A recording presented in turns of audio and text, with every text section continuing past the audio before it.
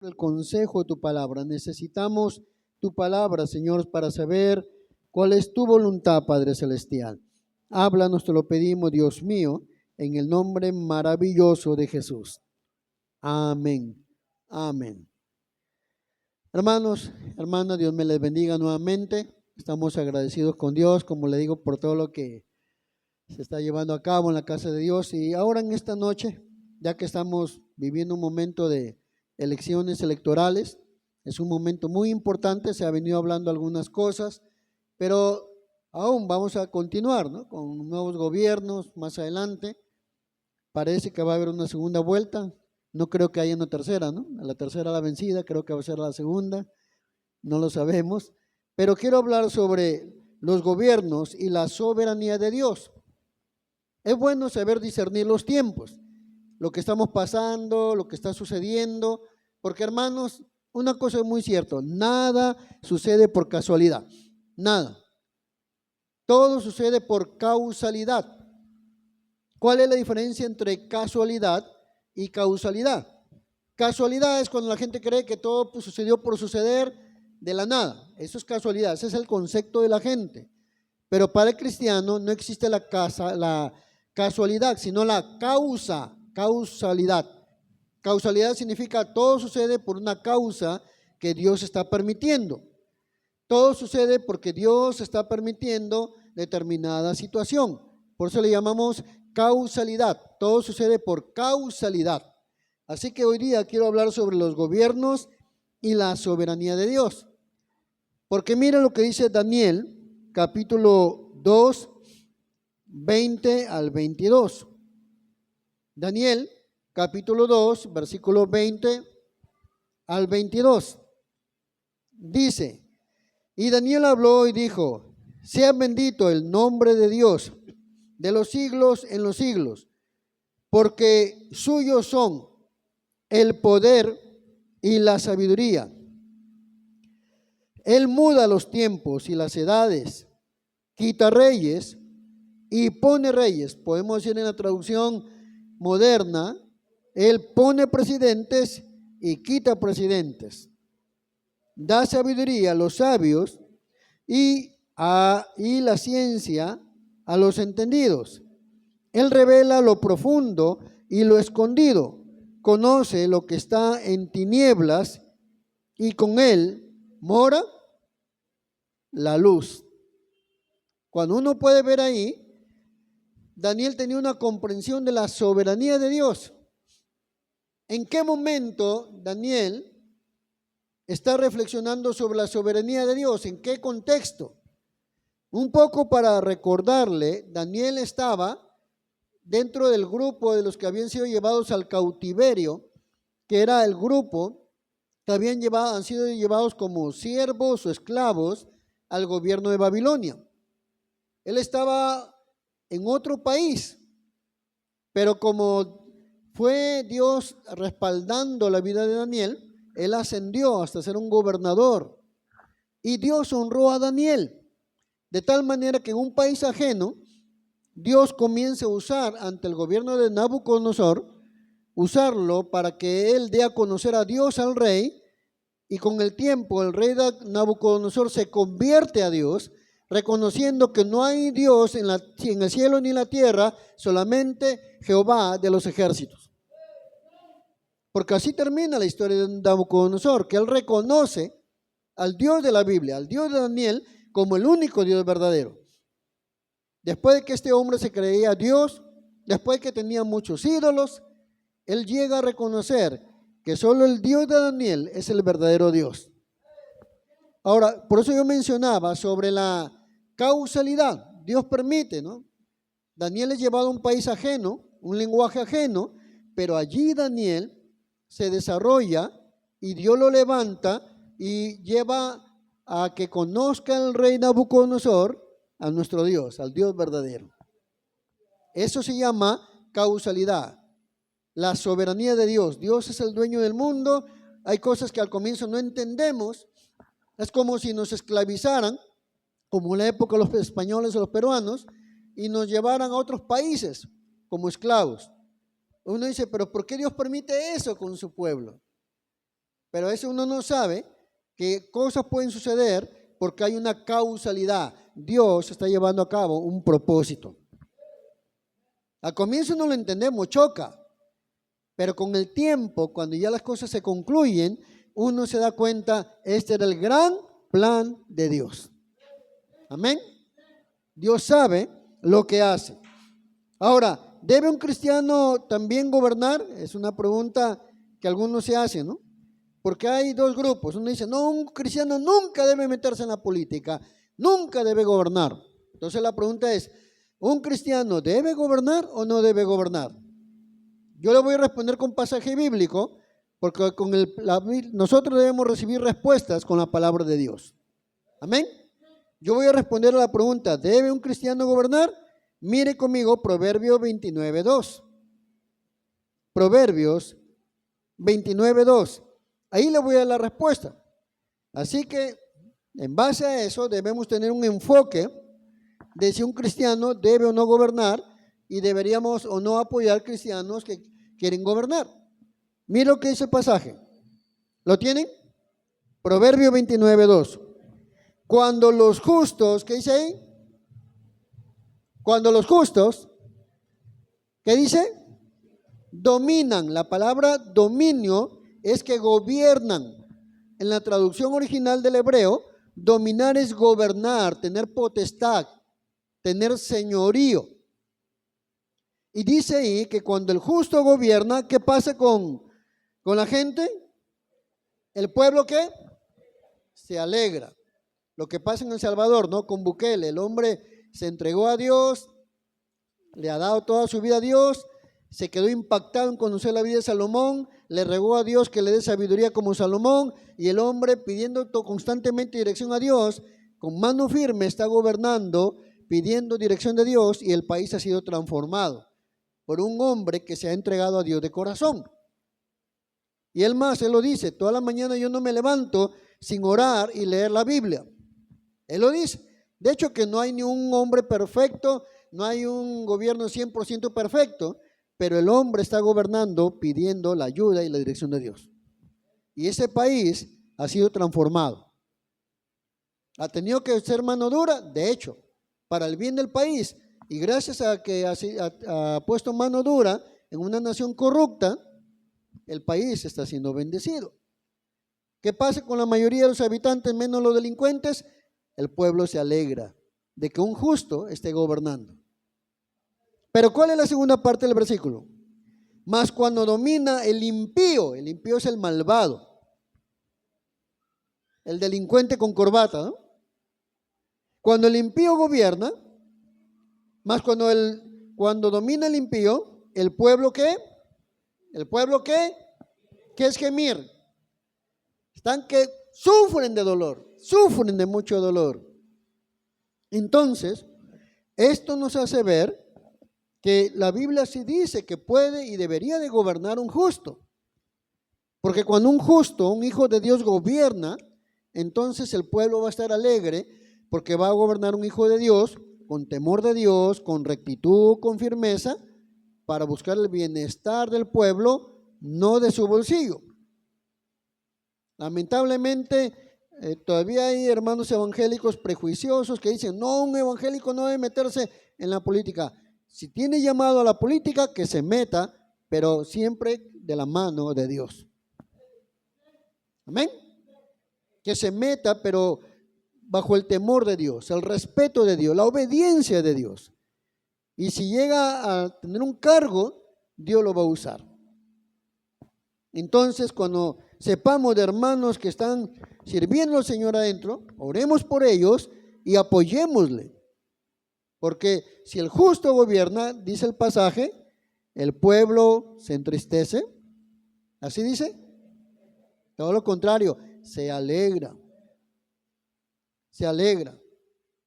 Usted vaya a la ciudad, al pueblo de Porcón en Cajamarca, donde el alcalde es evangélico, donde el 90% de la población es cristiana. Ese pueblo es próspero, hermanos. Ya hasta el extranjero importa productos y en todos los lugares, en todo el camino, en cada cuadra, en cada árbol, tienen ahí con pasajes bíblicos, es un pueblo que usted ve que constantemente vive adorando a Dios. Es un pueblo que ha crecido y se ha vuelto próspero, y empezando de sus gobernantes son cristianos. Estamos hablando de Cajamarca, aquí nomás. Si ese modelo sucediera en todo el país, ¿cómo sería el Perú? El pueblo se alegra. Dios quiere un pueblo alegre o un pueblo que esté gimiendo como ahorita. Estamos gimiendo por la violencia. Estamos gimiendo por el sufrimiento, por el dolor, la maldad, la corrupción. El pueblo gime. Pero si hubieran gobernantes que temen a Dios, con mano firme gobiernan bajo la dirección de Dios, el pueblo estaría alegre. Así que, hermanos, estemos orando para que esto suceda en su tiempo. Ahora, otra pregunta. ¿Cómo portarnos con las autoridades que no son creyentes? ¿Cómo portarnos, ya que lamentablemente hasta ahorita los presidentes sí son inconversos? ¿Cómo portarnos con las autoridades que no son creyentes? Romanos capítulo 13, 1 al 7 nos ilustra. Romanos capítulo 13, 1 al 7, ya nos da una idea cómo portarnos con estas autoridades. Dice ahí, Romanos 13, sométanse. Mire, Pablo está que habla con autoridad, dando una orden, no está dando una sugerencia, está dando una orden. Sométase toda persona a las autoridades superiores, porque no hay autoridad sino de parte de Dios. Y las que hay, por Dios han sido establecidas. De modo que quien se opone a la autoridad, a lo establecido por Dios, resiste. Y los que resisten acarrean condenación para sí mismos. Porque los magistrados no están para infundir temor al que hace el bien, sino ¿a quién hay que infundir temor la autoridad? Al que hace lo malo. ¿Quieres pues no temer a la autoridad? Vuelvo a repetir, no se distraigan. ¿Quieren pues no temer a la autoridad? Haz lo bueno y tendrás alabanza de ella, porque es servidor de Dios para tu bien. Pero si haces lo malo, teme, porque no en vano lleva la espada, pues es servidor de Dios, vengador para castigar al que hace lo bueno. No, dice para el que hace lo malo. Bueno, las autoridades sirven para eso, para establecer justicia, aunque está corrupta, pero todavía hay autoridades que sí hacen justicia. Por lo cual es necesario estar sujetos, no solamente por razón del castigo, sino también por causa de la conciencia. Pues por esto pagáis también tributos, porque son servidores de Dios que atienden continuamente a esto mismo. Pagad a todo lo que debáis, al que tributo, tributo, al que impuesto, impuesto, al que respeto, respeto, al que honra, honra.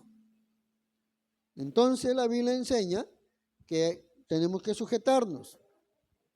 Solamente uno no se va a sujetar, ya lo enseñaré más adelante, cuando ellos nos lleven a contradecir las normas de Dios. Uno va a permanecer firme en la palabra. Pero mientras que las autoridades son autoridades que están rigiendo para algo bueno, nosotros tenemos que estar sujetos. Hermanos, en todo Dios puso autoridad. En una nación hay un presidente o rey. En una iglesia, pues la autoridad es el pastor. En un hogar, ¿la autoridad quién es? ¿Quién es? El esposo, el padre de familia. Es la autoridad. Entonces, Dios pone un orden de autoridad porque tiene un propósito ahí. Cuando uno no respeta la autoridad, Dios le va a pedir cuentas al que no respeta la autoridad puesta por Dios. Ninguno de estos grupos de autoridades, ni de gobierno, ni la autoridad eclesiástica, ni la autoridad de la casa, son perfectos, son hombres como todos nosotros, humanos imperfectos, pero procuramos gobernar de manera correcta de acuerdo a la palabra. Eso no significa que uno sea perfecto, no lo es. Pero uno procura hacer las cosas de acuerdo a la palabra de Dios. Amén. Y por eso es que hay de parte del pueblo un deber de sujetarse. Amén. ¿Está en la palabra o no está en la palabra de Dios? Mire otro pasaje para que usted vea que hablo con fundamento. Siempre usted me conoce que hablo con fundamento bíblico. Primera de Pedro, capítulo 2, versículo 13 al 17. Primera de Pedro, capítulo 2, versículo 13 al 17. ¿Ya lo encontraron? A ver, hermano, busquen sus Biblias. Algunos los veo pensando. Todavía se han quedado enamorados de ver tan bonito que ha quedado el templo. Pero hermano, concéntrese en el pasaje. Primera de Pedro 2, versículo 13 al 17. Es que yo quiero, hermano, que usted también tenga una buena formación sobre lo que es nuestra actitud ante las autoridades. Bíblicamente, ¿no? No lo que dice el pastor, sino lo que dice la Biblia. Yo lo que hago es transmitir lo que dice la Biblia. Por eso le pido que usted esté atento. ¿Ya? Capítulo 2, versículo 13 al 17. Dice ahí, por causa del Señor. ¿Por causa de quién? Otra vez, ¿por causa de quién? Más fuerte, ¿por causa de quién? Por causa del Señor, someteos a toda institución humana. Interesante. ¿Qué es una institución humana? Los gobiernos locales, nacional. Someteos pues a toda institución humana, ya sea, dice ahí, rey, en este caso nuestra traducción sería presidente, ya que no tenemos rey en el Perú, como a superior. Superior es un alcalde, un gobernante, todo ello, ¿no? Dice ahí, ya a los gobernadores como por él enviados para castigo del malhechor y al avance de los que hacen el bien. Porque esta es la autoridad de Dios, porque esta es la voluntad de Dios, que haciendo bien hagáis callar la ignorancia de los hombres insensatos, como libres, pero no como los que tienen la libertad como pretexto para hacer lo malo, sino como siervo de Dios. Honrad a Dios, amad a los hermanos, temed a Dios, honrad al rey, o sea, honrad a la autoridad. O sea, la Biblia enseña que debemos tener una actitud de respeto a la autoridad. Dios nos está enseñando. Si la autoridad es mala, bueno, nos toca a nosotros orar para que nos pase como a Daniel. Daniel era un hombre que yo estoy seguro oraba por Nabucodonosor. Es más, sí oraba por él, porque él se lo dijo. Le dijo a Nabucodonosor, mi señor, nosotros estamos pidiendo por ellos, por los que gobiernan, hermanos. Ellos oraban. Y la Biblia nos enseña que nuestra obligación ante las autoridades no creyentes está en 1 Timoteo, capítulo 2, versículo 1 al 4. Vamos a ver. Yo estoy seguro que hermanos oraba, Daniel también por las autoridades, y nosotros también debemos orar. Porque cuando usted ora por la autoridad, en el camino se pueden convertir por el poder de Dios. ¿Ya lo tienen? 1 Timoteo 2, 1 al 4. ¿Lo encontraron? Sí, hermano, tienen que practicar, buscar rápido Biblia para que usted pueda rápido encontrar. A ver, lo vamos a leer de pie. Algunos se venían cansados de la votación, ¿no? Yo también, hermanos, pero igual. El sol tanto me ha quemado que ya tengo poco pelo ya. A ver, 1 Timoteo 2, 1 al 4. Dice ahí, exhorto, y es llamar la atención, ante todo que se hagan rogativas, oraciones, peticiones y acciones de gracias por todos los hombres, mire, por los reyes, diríamos por presidentes, por todos los que están en eminencia, para que vivamos quieta y reposadamente en toda piedad y honestidad. Porque esto es, ¿qué cosa? Bueno y agradable delante de Dios nuestro Salvador, el cual quiere que todos los hombres sean salvos y vengan al conocimiento de la verdad. Tomen asiento. Lo que pasó con Daniel y Nabucodonosor. Daniel fue un hombre que mantuvo un testimonio maravilloso ante Nabucodonosor. Su vida fue ejemplar y yo sé que oraba por Nabucodonosor. Tanto fue el impacto que cuando él le interpreta el sueño a Nabucodonosor, Nabucodonosor es tocado. Luego, en una segunda ocasión, él le dice lo que le va a pasar al rey por un periodo de 7 años.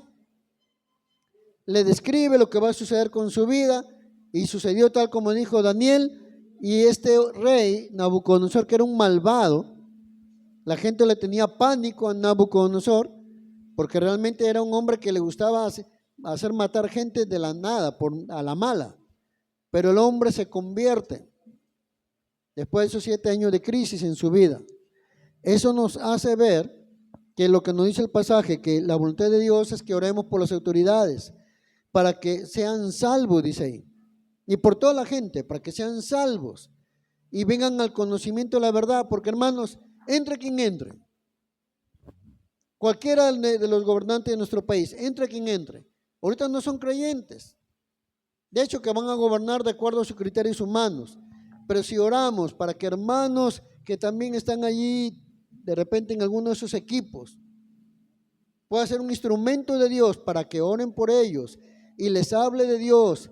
Y en cualquier momento, a través de lo que Dios les use a ellos, esta autoridad, quien quede, se entrega a Cristo, hermano, esa gente va a cambiar su vida y va a saber gobernar un país porque va a conocer a Dios.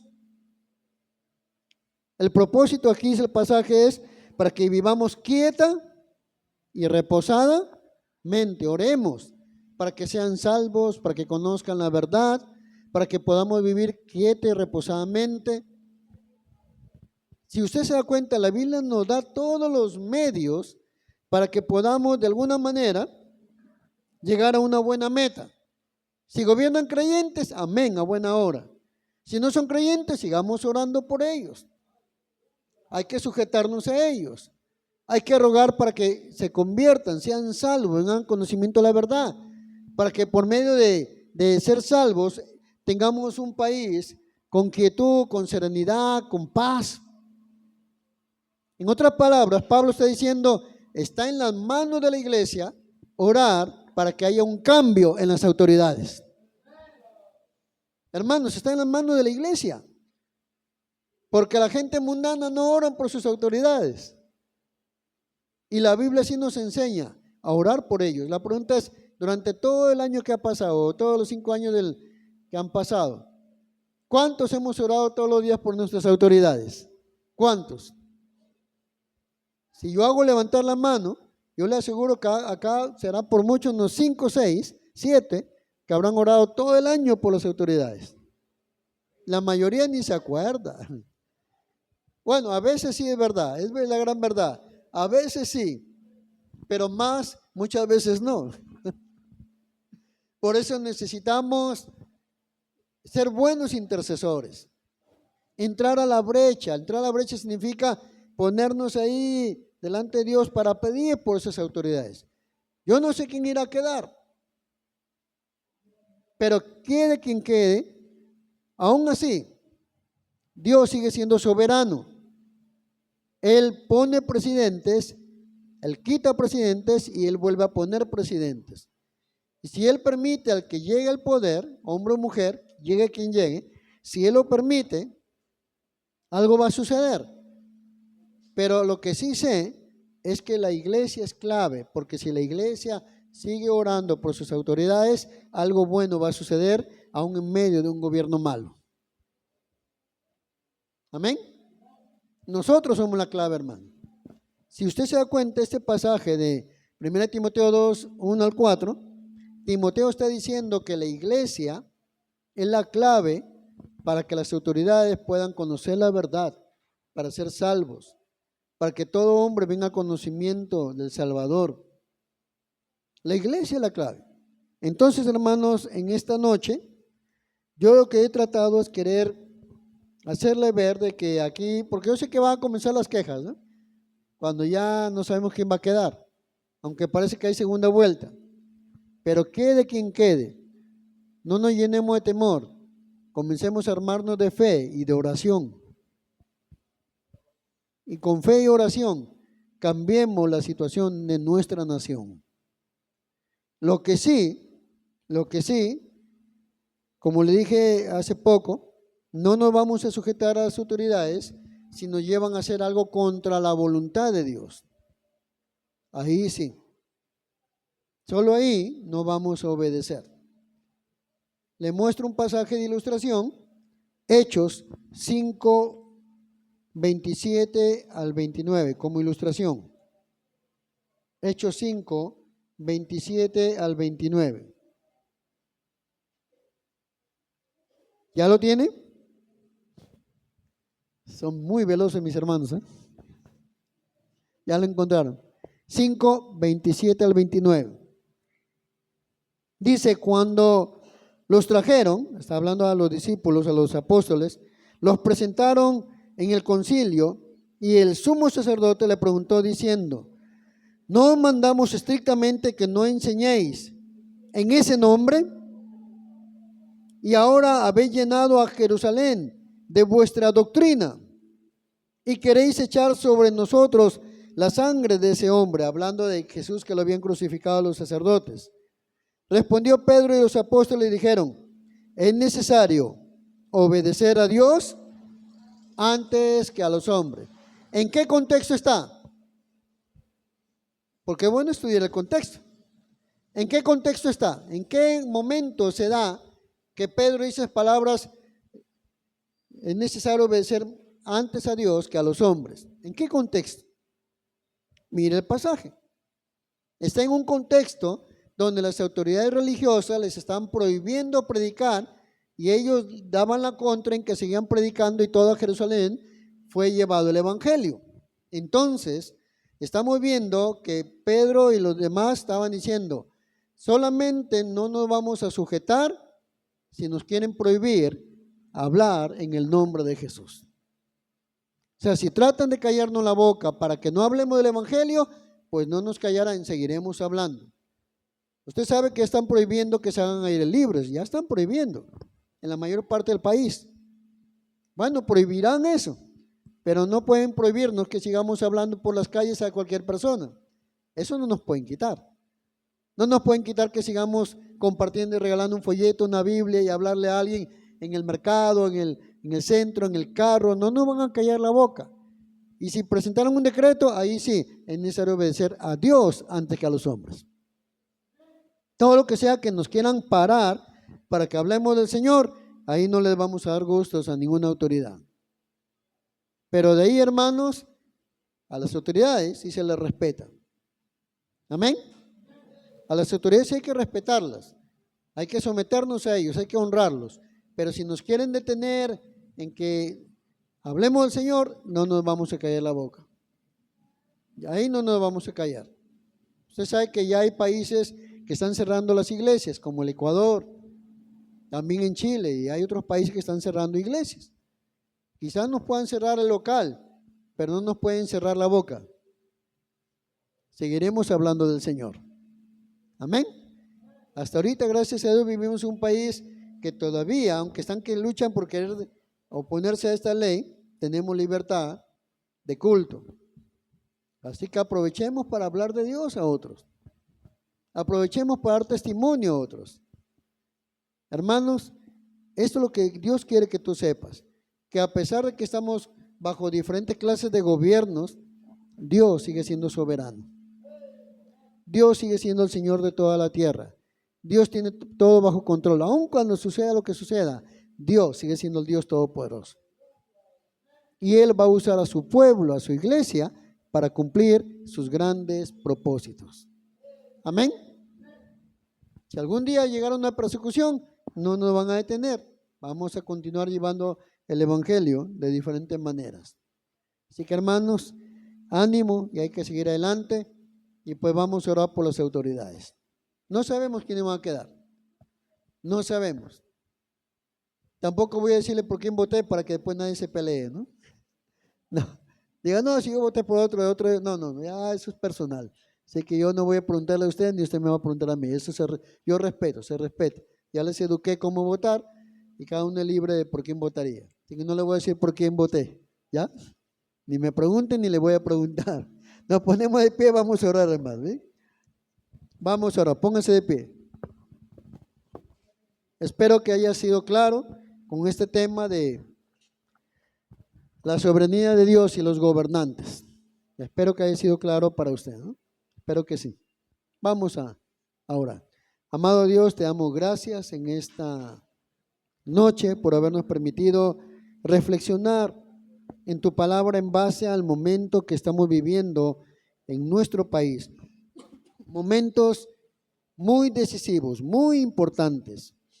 Amado Dios, Señor, te pido en el nombre de Jesús, para que usted nos dé sabiduría, como te lo pidió Daniel, como te lo han pedido hombres que han entrado a gobierno, Señor, para que sepamos cómo actuar con nuestras autoridades. Ya tu palabra nos está dando una directriz de cómo desenvolvernos, Señor.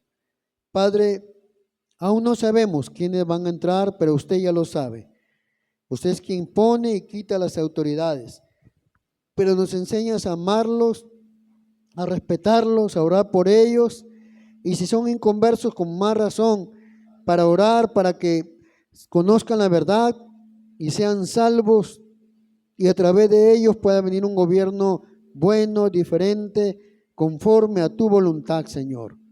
Oramos, Padre Celestial, porque yo sé que en este momento hay mucho reclamo de fraude y todo esto. Pero Padre, te pedimos que sigas siendo el soberano en la tierra. Tú eres el que gobiernas y tú eres el dueño de todas las naciones. Eres el dueño del Perú. Eres el dueño de todo lugar, Señor. Y sobre ti, Dios mío, reposa todo. Ponemos en tus manos nuestro país, nuestro Perú, y las autoridades que vengan, Señor. Que uses a los hermanos que hayan alcanzado algún puesto dentro de la política, para que ellos, Señor, tanto en su localidad donde van a gobernar, como también al trabajar con su autoridad principal, ellos sean sabios para llevar la palabra de Dios a los futuros gobernantes y sean salvos, mi Dios, y vengan al conocimiento de la verdad y podamos vivir en quieta y reposadamente.